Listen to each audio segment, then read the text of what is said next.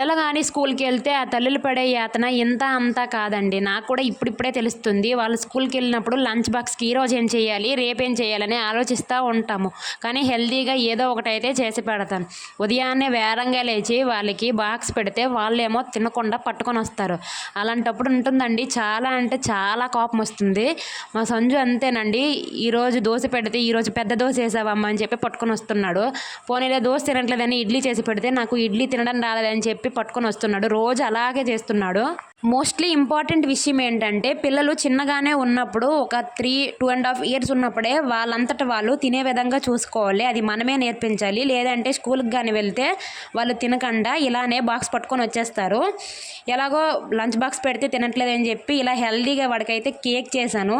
ఇంకా లంచ్ బాక్స్‌తో పాటు ఒక కేక్ ముక్కైనా పెడితే పోనీ కేక్ అయినా తింటారు. కొంచెమైనా ఆకలి తీరుతుందని చెప్పి ఇలా హెల్తీగా కేక్ చేశాను.